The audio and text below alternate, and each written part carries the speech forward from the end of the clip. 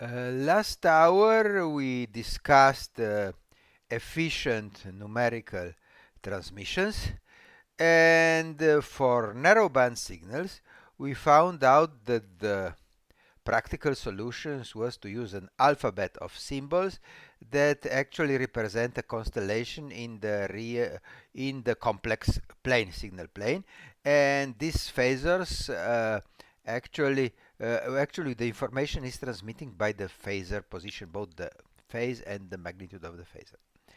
We could see what were the limitations about the spectrum efficiency, so to have independent sidebands to transmit more information. To control the spectrum growth, so we applying suitable filtering to shrink the spectrum, decrease the side lobes, but this was not very efficient because by shrinking the spectrum here we got a power amplifier with a very poor efficiency. We went from 70% of class C to 15% of a class A amplifier, so this was not particularly good. And there were some special modulations like P4 QPSK that were designed especially considering the design of the power amplifier inside, or make the best use of a satellite-based transmitters, designing this special 16 APSK transmission. But something we didn't got back to a good solution was the multipath problem. The multipath problem always appears in many different communications, not just radio communications. Multipath may also be multi-mode over optical fibers.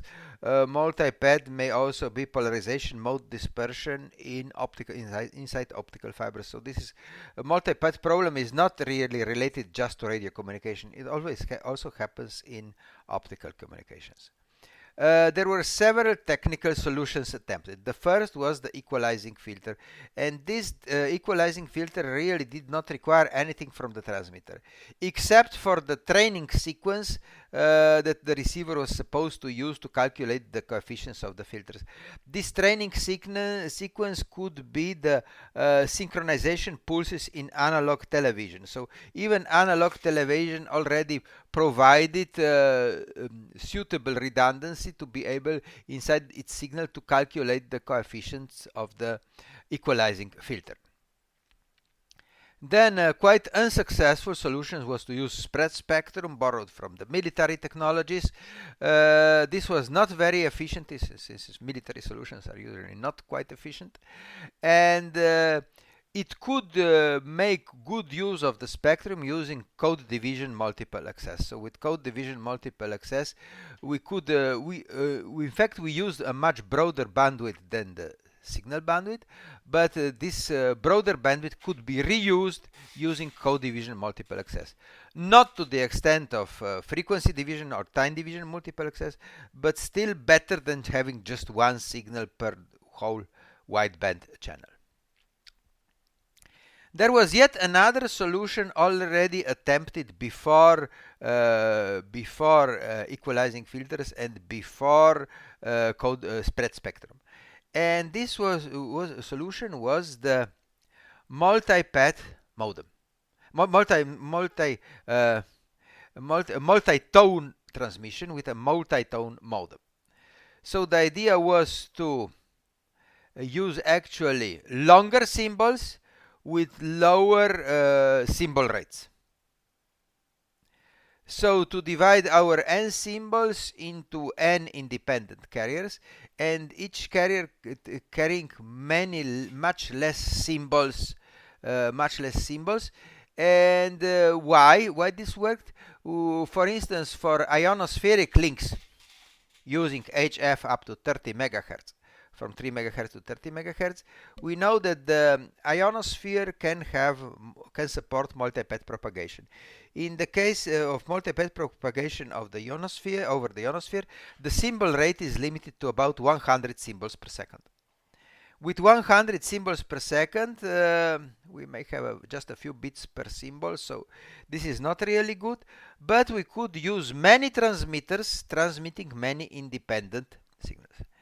And this was done already around 1950 with analog multitone modems for ionospheric links. So we used an analog radio coupled to a multitone modem to generate the correct signal with N carriers to be transmitted over the links. These modems were very complex.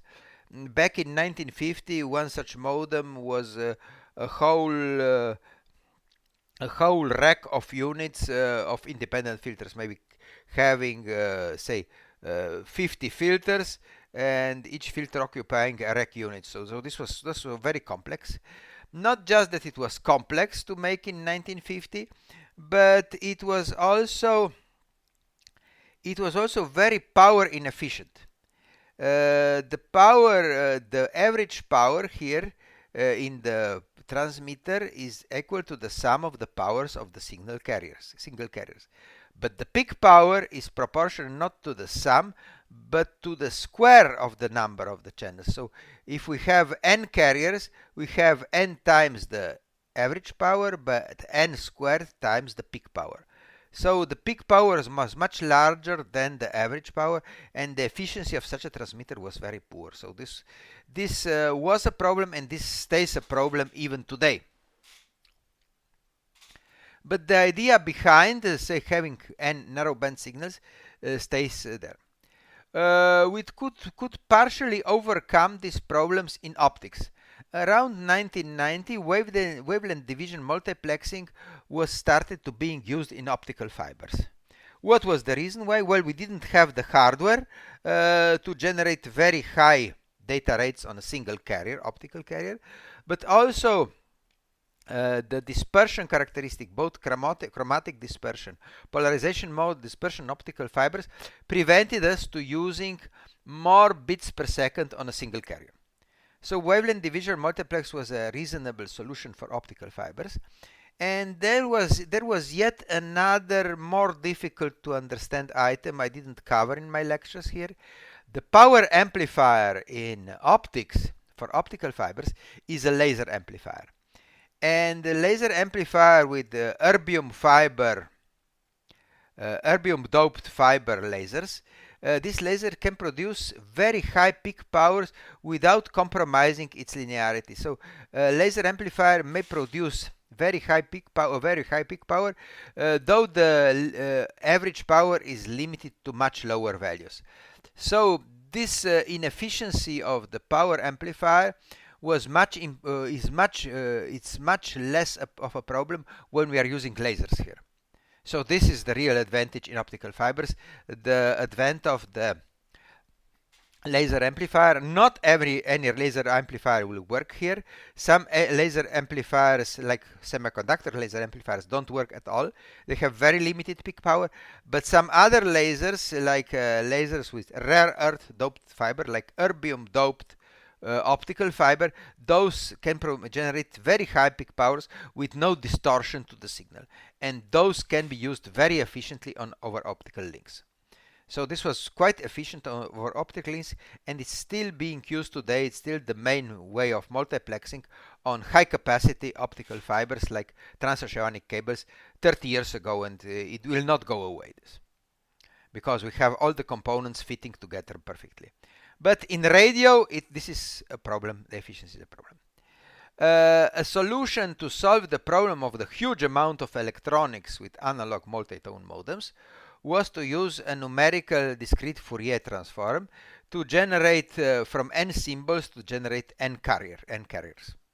So going from time domain to frequency domain with simple digital signal processing. And this came into use around the year 2000, using numerical discrete Fourier transform with the fast Fourier transform algorithm in Wi-Fi equipment using fast Fourier transform. This was the practical solution that got used first in Wi-Fi equipment. Wi-Fi uses low power transmitters, so transmitter efficiency was not a problem. But this is now due to the success, thanks to the success of the Wi-Fi transmission format. It's also used in broadcast, so in terrestrial digital broadcast, like DAB, the sound broadcast, or television broadcast, and also it is being used in mobile phones, in the LTE and 5G mobile phones. It's also used in spite of this poor efficiency of the power amplifier. There were some solutions to get around this efficiency problem, and I will tell you next on. So what does the OFDM link look like?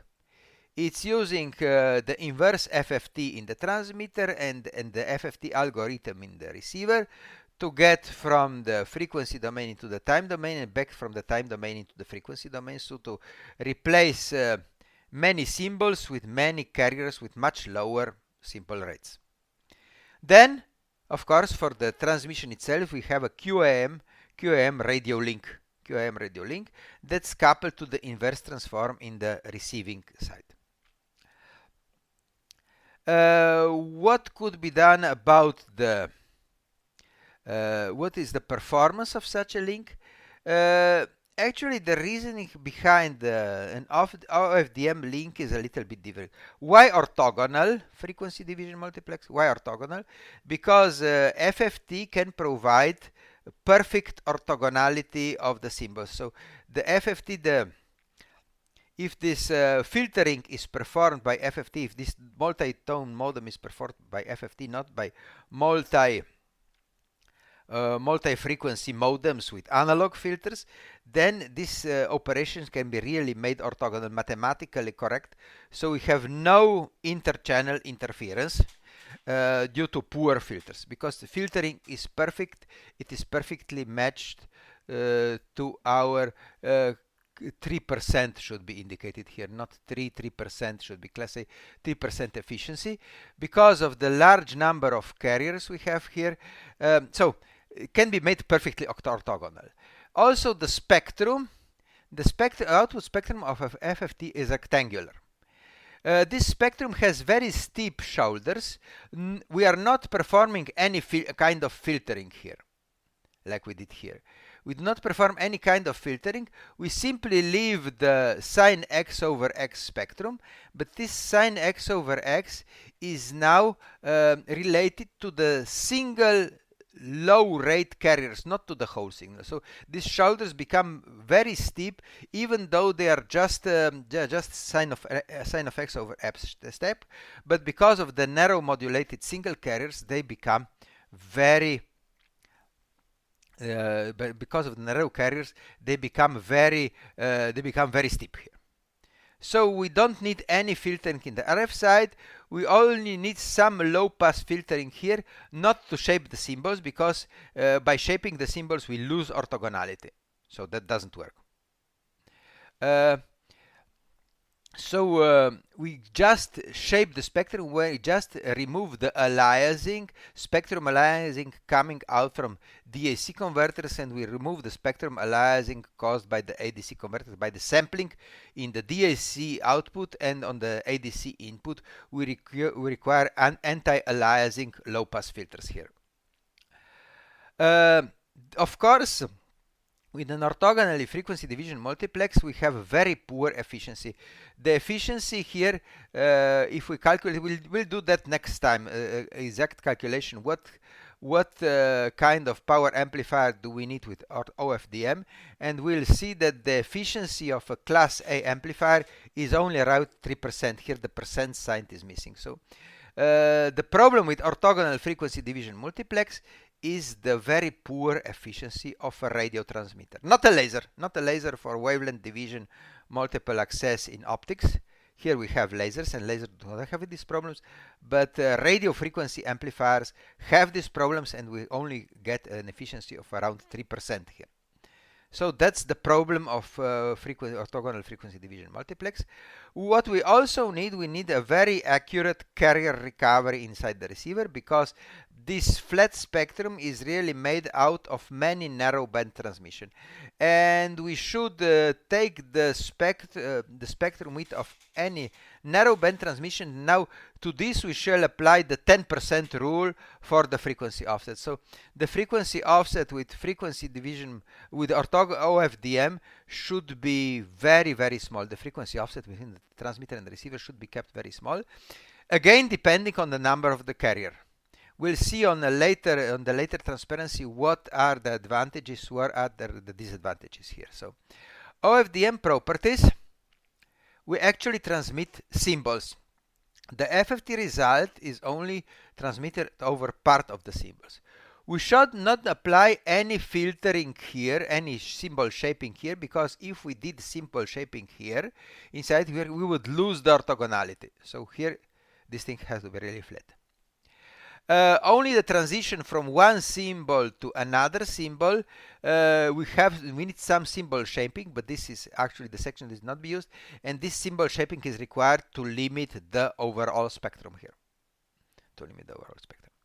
The symbol may include a cyclic prefix or cyclic suffix, and with selection of both. In fact, we do not know whether we have a prefix or a suffix, because the FFT result is always cyclic on its own. So we could have just suffix or just prefix or a mixture of both, but the result of the FFT is always cyclic.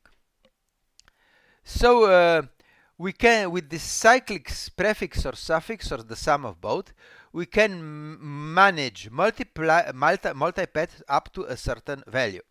So if we know the time difference of the multipath here, here we know how long this filter has to be, or with OFDM, we select this value actually with the size, with the length of the cyclic prefix or cyclic suffix.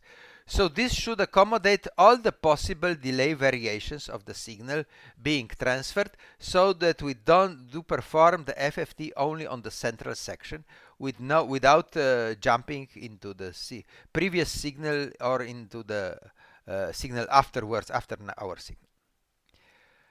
So now what is the actual performance? This means adjustable resistance to multipath. We can actually adjust the resistance to multipath by adjusting the prefix size or suffix size. We have a nearly rectangular frequency spectrum because we have many narrow band transmissions, and we also almost do not need any signal shaping in the RF section. We just weak forward error correction is sufficient, and we'll talk about forward error correction later on. But OFDM actually works with a much weaker forward error corrections than, for instance, CDMA. CDMA requires a very strong forward error correction. So this is where error correction is really required here. On the other hand, with OFDM, the forward error correction is much less stringent.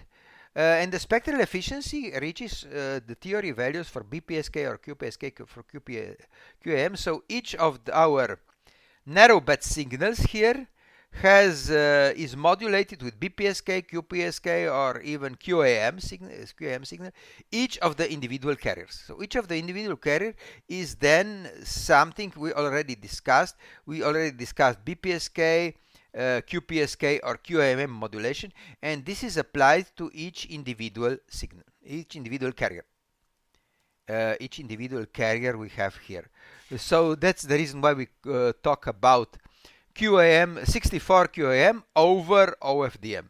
So each of the individual carriers is 64 QAM, and then we have a number of these carriers arranged together. What an interesting feature of OFDM is that it allows single frequency networks. So our reflected signals, for which we have the cyclic prefix and cyclic suffix, may not be real reflected signals, may be signals originating from another transmitter in the same network, transmitting the same information. If two transmitters transmit the same information, it's the same as a reflected signal. So using large cyclic prefixes or suffixes, we can build our networks with all the transmitters, say, transmitting some broadcast like television broadcast or radio broadcast on a single frequency, and this really allows a very large spectrum saving, because we do not need a particular frequency channel for each of the transmitters in the network, but all the transmitters, if they are perfectly synchronized, if they transmit exactly the same information, they behave just as in the same way as reflected signals for our transmission. Those are the advantages of OFDM, but there are also disadvantages. High peak to average power ratio, so maximum power divided over the average power, and that's equal to n if n is the number of carriers OFDM is using, and this n is for the poor transmitter efficiency for a class A transmitter is around 3%. It may get a few percent higher using special transmitters like the Doherty transmitter, but we are still at values far below, say, 10% here. Okay. The FFT algorithm requires some calculations. This is not particularly large. It is a disadvantage. We need a fast chips here, fast digital signal processing chips, but this can be overcome here.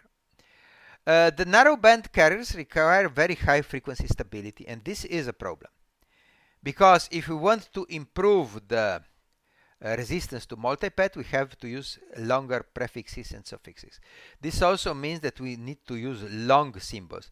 Long symbols means narrowband carriers, and narrowband carriers require very high frequency stability if we want to ever demodulate their content. So this is also a problem, and so the number of carriers is usually adjusted to the request of a particular link. Say a Wi-Fi connection, a Wi-Fi link may work just with 64 carriers, because Wi-Fi usually is not used in environments to have very large delays of the multipath.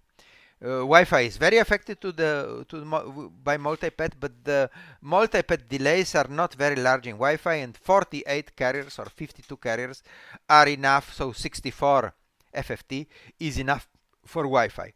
On the other hand, in single frequency networks like broadcast networks that may have large distances between transmitters operating on the same frequency, may have large delays. These need a large number of carriers, say terrestrial digital television broadcast may use 2000 carriers or even 8000 carriers. 8000 carriers spaced at less than 10 kilohertz, at less than 1 kilohertz. So the spacing the frequency has to be accurate to about 100 hertz, and this is a very very huge requirement for digital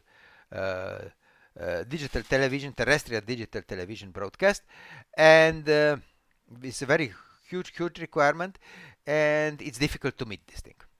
Of course, such a transmission is of no use at high frequencies, because at high frequencies the Doppler shift already spoils this frequency stability. At high frequencies also, for mobile networks, for users moving, it's the Doppler shift also becomes larger with moving users. So mobile networks used somewhere in between. Say Wi-Fi is using 400 kilohertz carrier spacing, LTE is using 15 kilohertz carrier spacing, and 1 kilohertz spacing is used by digital television broadcast. So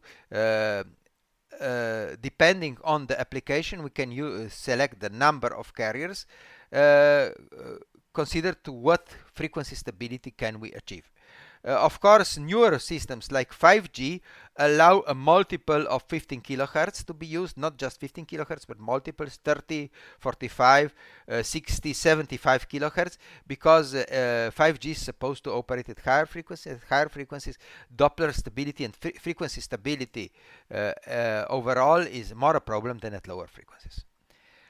Sometimes OFDM symbols are too large. Say the OFDM used for digital television broadcast may have very large symbols, including too much information for some protocols. Some protocols require short acknowledge packets, short service packets, and this is quite unsuitable for the large symbols of some OFDM schemes. And finally, we have the problem of some implementations of OFDM, some older like WiMAX. WiMAX was particularly sensitive to narrow band interference, because narrow band interference might kill the synchronization between the receiver and the transmitter, might kill the carrier recovery inside the receiver, and then we had a problem with OFDM. So 3% is the figure to remember, so here should be 3% the symbol. I forgot this one to tell this one about this one. So now OFDM now is the most popular transmission scheme, though it still has a problem. Has problem of the high power to average power ratio, but we will see next time. We will discuss distortion, intermodulation and distortion in our next lecture next week. That this can be handled, so this thing actually stops in the practical. We're at 3% efficiency of the transmitter.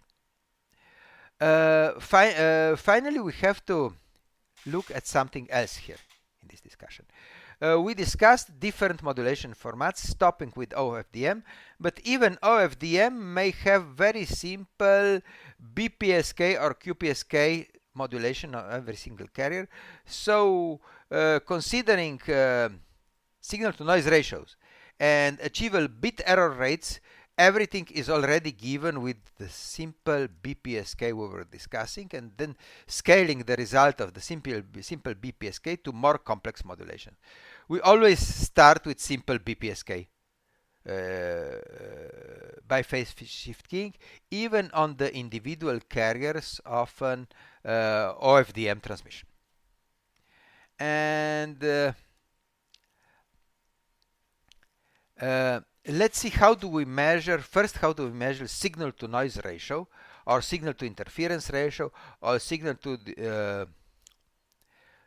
distortion ratio in numerical transmissions.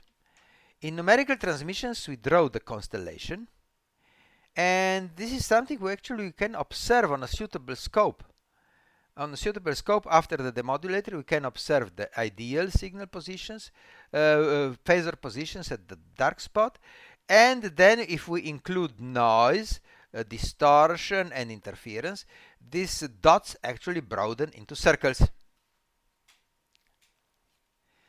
Something that happens already in the simplest QAM transmitter is AM to phase FEM FEM conversion. So amplitude modulation is converted to phase modulation because of non-linearities in the transmitter. And here we achieve a non-linear mutual rotation inside the constellation. So the these four circles on it have the highest power. Then I have 8 symbols that have a medium power, and I have 4 signals at the low power. So all these signals at the higher power get delayed. So you see these 4 symbols are delayed, so phase is delayed in this direction, while the phase of the lower power symbol actually advances. So this is already an effect caused by the non-linearity of the transmitter, except for the obvious amplitude errors we have. But in total, we sum all this. We are not interested actually in the individual sources. We just want to have a measure, a signal-to-noise measure for such a numerical transmission, and this is usually the error vector magnitude. So the error vector magnitude, making the ratio of this noise power divided by the maximum power or the average transmitter power. There are two possible definitions of the error vector magnitude. This error vector magnitude is usually a few percent. This error vector magnitude comes both from many different sources, from the nonlinearity of the transmitter, from the multipath in the transmission path, from the interference, from nonlinear effects in the receiver. Error vector magnitude is usually given in percent. The opposite of error vector magnitude is modulation error ratio. Here the signal power and the noise power are just flipped, corresponding to the error vector magnitude, and modulation error ratio is usually given in dB, while error vector magnitude is usually given in percent. So this is our measure for the signal to noise ratio in digital communication, considering all possible sources. Of course, since the constellation is in the complex plane, with phasors shown here. Phasors are units of voltage, so we have to make square roots of power in all our equations here, or consider power, so 10 times the logarithm on the base of 10 of the power ratio of average signal power divided by average noise power. So this is the actual measure for the signal to noise ratio we actually use in digital communication. All transmitters are specified to a certain percentage for the error vector magnitude. But then these errors actually translate this. This is not a perfect circle. This is actually an average circle of an average offset of our vector end due to different amounts of noise. This is actually a random process. So a random process causes bits errors, and the bit error rate is what we want to calculate. And the simplest way to calculate the bit error rate is to calculate on the simplest possible modulation. Then we are going to scale this result for BPSK for other modulations as well. So BPSK has constellation of two possible phasors, 1 and 0. We have to plot a decision threshold in the complex plane. Of course, the Q component doesn't matter. Doesn't matter because the Q component moves us in parallel to the decision threshold, so it makes no errors. Errors are made only when this error bounces over the decision threshold into the other area, into the other half plane here. So while the phase of the signal is well defined, the noise has probably both components, a real component and an imaginary component. Of course, the imaginary component being parallel to the decision threshold has no effect. For BPSK, only the real component with the same phase as the signal has an effect. And this real component, now it's random. It has a Gaussian distribution because it's a sum of many small events making up thermal noise or some other kind of noise in our communication. We can reasonably assume that the same probability distribution also applies to the Q component, though the Q component plays no role. And the sum of the both components, the sum of the average value of the square root of both components, is actually the noise power of our signal, and this is 2 sigma squared for the Gaussian distribution, so we know where to fit actually this value. Now if you calculate the error, that a 1 shifts into 0 when this error A goes down here, and the 0 shifts 1 when the error vector A goes to positive values here. If we choose a symmetric threshold, then both these probabilities are identical and are identical to the bit error rate. We can calculate the bit error rate from the Gaussian integral, and this Gaussian integral actually it's an error function. Error function can be expressed with a complementary error function. The error function is something we have to calculate numerically. Also, the complementary error function is calculated numerically, and we can use this pre-calculated numerical result inside our result for the bit error ratio. So the bit error ratio is simply given by the error function complementary of the signal to noise ratio, signal amplitude compared to signal amplitude compared to the average noise amplitude, and 1/2 of this because of these two here. Error function complementary has a 2, while we have no 2 here. That's the reason why we have to take 1/2 of the error function. So we usually we prefer to express this bit error rate not from signal amplitudes but signal powers. The signal power is proportional to the square of the signal, while the noise power is proportional to the average of the square of the noise amplitude here. So the final result is that the bit error ratio is 1/2 of the error function, complementary error function of the square root of the signal power to signal noise. Now this is just a mathematical derivation. Let's see how it looks like, how it plots, having it plotted on the next transparency here. So having it plotted, you see that we can express it as a ratio of signal power to noise power, or as a ratio of bit energy compared to the noise spectral density.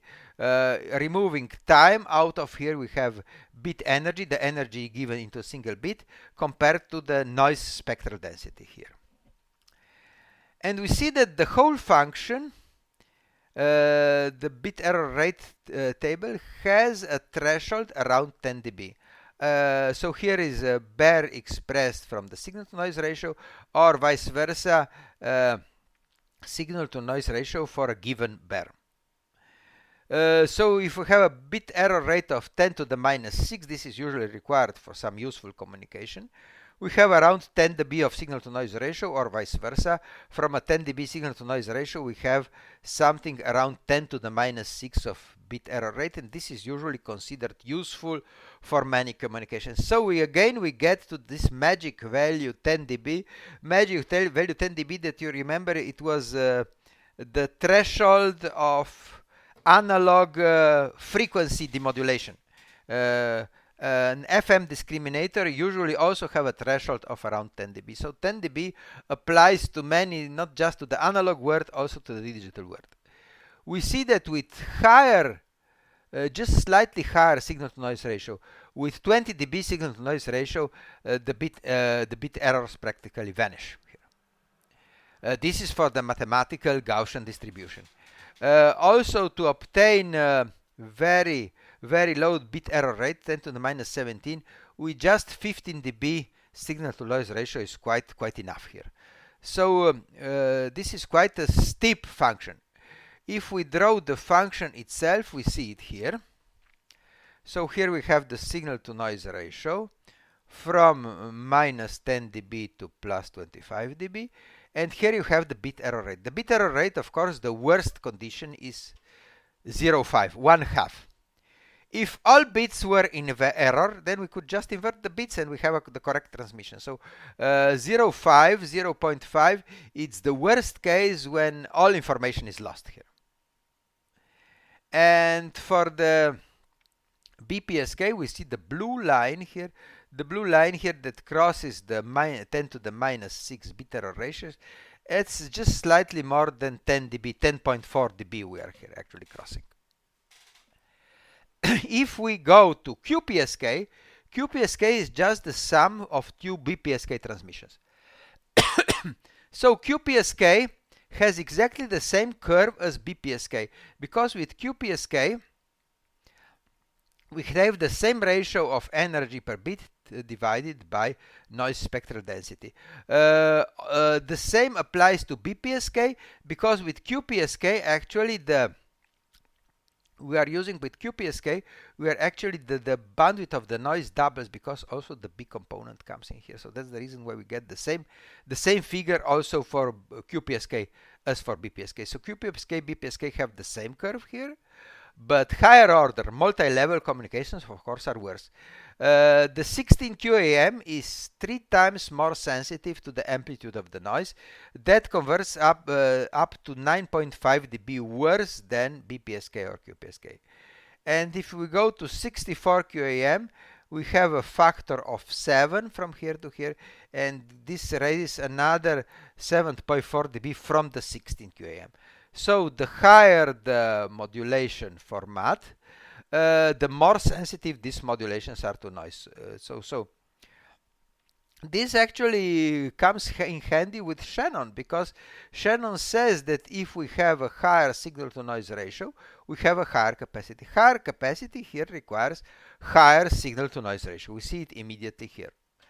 And where does Shannon couple into this equation? Shannon does not give a precise result here. Shannon does not never tells us what kind of modulation to use. He's only a theoretical result. And the theoretical result of Shannon is for an infinite bandwidth. So having an infinitely complicated modulation in an infinite bandwidth, and the Shannon limit to have an error-free transmission is minus 1.6 dB signal to noise ratio. So Shannon says that minus 1.6 dB is already useful for an error-free transmission using appropriate coding, but unfortunately Shannon is unable to give us what kind of coding here to use. So what can we do on the other side, on the other end of our?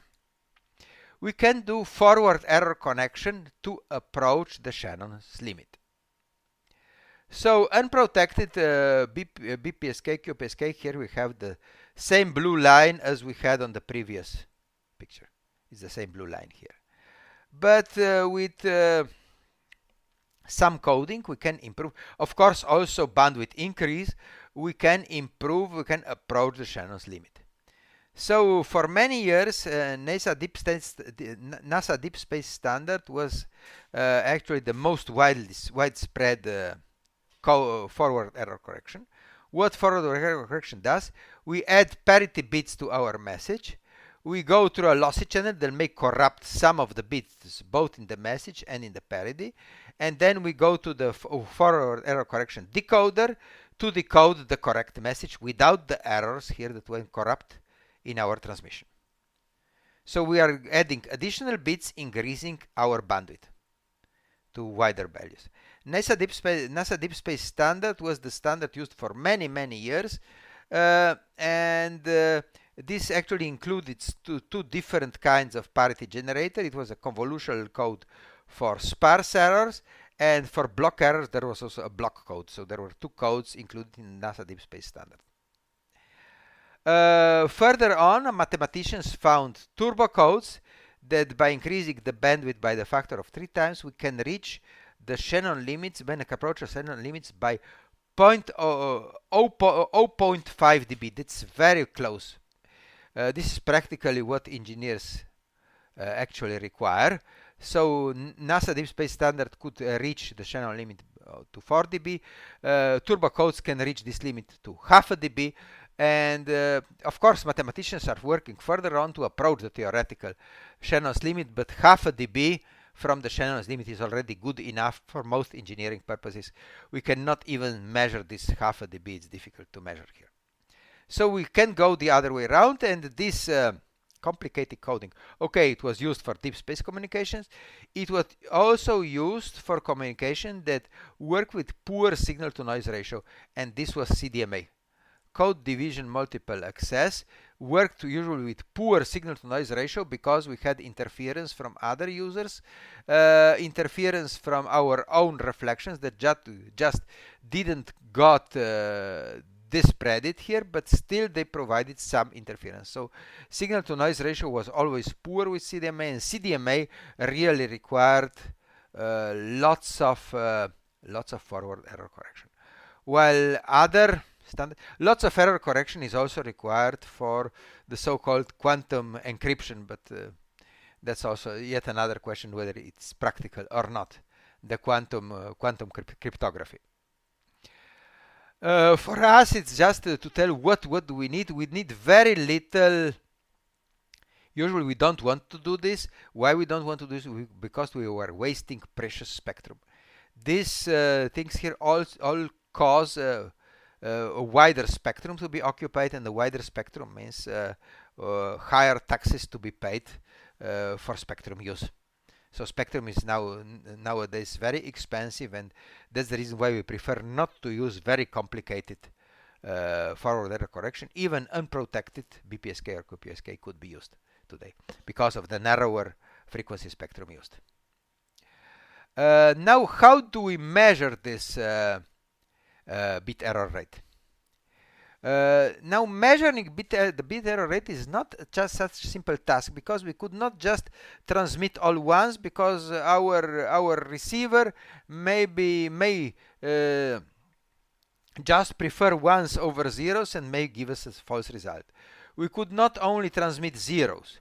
We could not only transmit test messages using alternating zeros and ones, because such messages have only one spectral line, and that spectral line could be filtered out and getting an excellent low bit error rate with quite noisy channels, and that's not true. We have to find a realistic measure to measure our channel, to measure the bit error rate. And very realistic test sequences are pseudo-random sequences that have a very carefully chosen mathematical properties, and these pseudo-random sequences are generated by linear feedback shift registers. This exclusive OR gate, actually this is a linear operation, an addition in the binary world. So addition is a linear operation. That's why this shift register is called a linear feedback shift register. This shift register has 9 delay cells, 9 D flip-flops, and 1 exclusive OR gate. It's a very famous, this shift register here is a very famous one. Is used by the Russian satellite navigation system by GLONASS. GLONASS is using this as its main code for synchronization of the receivers. While we may use the same kind of sequences for our link test. These linear feedback shift register sequences that come out, if they are binary, they have a precisely defined pattern of ones and zeros. So groups of ones and zeros happen exactly a particular number of times. So individual ones and zeros, pairs of 2 ones, pairs of 2 zeros, triplets of 3 ones, triplets of 0 happen exactly a well-defined number of times. So this is one of the important mathematical properties of these sequences. These sequences have an excellent autocorrelation function with just 2 values, with -1 for any possible delay, except for delay 0, when the autocorrelation is 2 to the m-1 is the whole length of the sequence, of the maximum length sequence. Of course, to obtain the maximum length sequences, we have to carefully choose the divider polynomial, and this divider polynomial has to be a primitive polynomial to give us the maximum length sequences. So with 9 flip-flops, we obtain a sequence of 511 bits. Finally, this autocorrelation function is very important for synchronization, like in the GLONASS and also GPS navigation satellites, though GPS is using different codes. This is from GLONASS taken. And finally, the spectrum of such a signal is composed of all identical lines. All spectral lines have the same amplitude, and I have 2 to the m-1 lines up to the clock frequency of this shift register. And of course, I have further copies of the spectra. Now, if I have rectangular pulses here in place of delta pulses, then the spectrum is actually shaped as sine x over x. So it's actually this orange spectrum here. If I have enough stages here, and I can easily make, say, 31 stages here to get 2 billion bits long sequence, this sequence sounds as white noise, also appears as white noise on a television screen. So this really looks like noise, though this is a pseudo-random sequence. It's actually ideal for testing, because it covers the whole spectrum as a real data-bearing signal includes. It has no cryptological value, because these sequences can be easily broken by the Massey-Burlekamp algorithm. There's an algorithm to break easily these sequences. But to the unaware observer, they appear as a random noise. They appear as a random noise also to our link under test, though our link does not know that we actually have only a pseudo-random sequence. How do we test our link link under test. Here I have just this red box here. We generate the sequence with one shift register, and we compare this sequence with the output of another shift register. And now, if these two shift registers are synchronized, and if they operate with the same clock frequency, then they produce identical sequences. I have a 0 here as long as the link under test is okay. If the link under test produces errors, then I have a 1 on the output of this exclusive OR gate. On many occasions, I have this self-synchronizing scheme where I feed the receiving shift register with the received sequence. The only problem here I have that one error spreads up to three pulses. The first is when they have error here, the second when the error propagates till here, and the third is when I have the error here. So I get 3 pulses for one error. This is not a particular problem for low bit error rates in these links under test here. So this is a very simple testing. So this equipment can be simply made, or this synchronization may be performed at the beginning of the test, and then we leave this shift register running so that we only have one pulse here per error, and we have an error counter to actually count the bit error rate. We may have a clock recovery in our receiver, as it is usually done. We may also, if both these are physically close together, we may just use a delay line to compensate for the delay of our link under test over here. So this is the way we test our links. And what kind of result do we obtain for these link tests? This is a picture here. So the measured bit error rate for a particular link. Now we should know that our real equipment has many problems. Okay, this is the forward error correction example, the most widely used NASA bit space standard. The BPSK theory should give us this blue curve.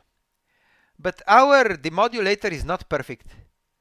If we have, say, just slightly wider filters in front, we lose 1 dB of signal-to-noise ratio just if the filters are 20% broader than the really needed filters. And usually we make filter broaders to accept for frequency errors. So frequency errors, we have some demodulator loss. Also, the demodulator is not perfect. A real BPSK demodulator will have a signal-to-noise ratio loss here of between 2 and 3 dB. Then I have effects of my transmission path, like multipath causing inter-symbol interference. Also, a 0 IF receiver has some limitations because a 0 IF receiver cannot go down to DC. So it has some limitations, and this gives us an error floor at high signal-to-noise ratio. So we cannot go with the bit error rate below this limit because of various sources of distortion. Maybe multipath of the transmission path, maybe 0 IF design of our receiver. Finally, the bit error rate will start growing when we get into saturation with our receiver. When our receiver is overloaded, when it gets into saturation, we again have an increase of the bit error rate. So it's not just the blue theoretical curve here, it's the practical implementation of the modulator. Also here I mean carrier recovery problems. Carrier recovery also moves as this curve further on increases the modulator loss. We have distortion that also goes, and we also have overload. All this we can test with our pseudo-random sequence.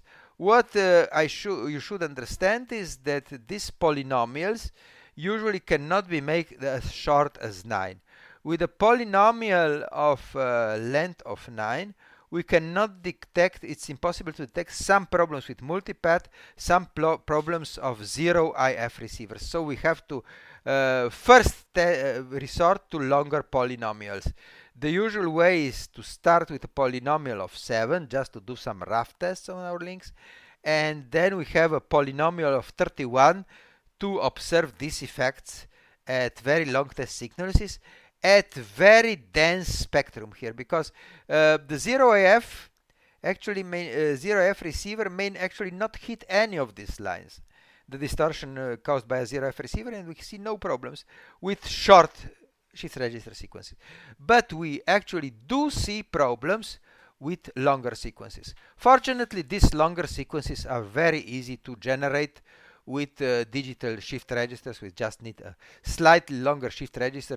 A 31 stage shift register is nothing special, but can generate 2 billion bit long sequence, and that's far enough for all kind of problems of multipath and distortion in the receiver. Overload, of course, it will also happen because most of our receiver, especially 0IF, requires AGC, and AGC will stop working at some particular level. So this is actually the measured result, is actually this orange line, purple line, and then red line here. This line here will actually make up our whole real world link, and because of this we actually need to measure it, and that's the way to measure bit error rates. So measuring the bit error rate with pseudo-random sequences.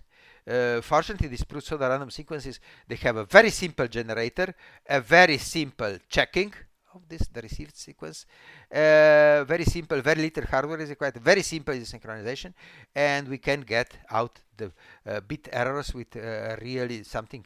The bit error rate we get out, it's really something that makes sense here. So this is enough for today.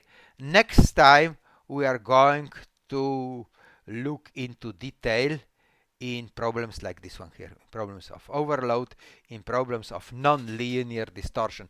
That also happens in all communication, both in radio and optical communication. Next time we will talk about distortion.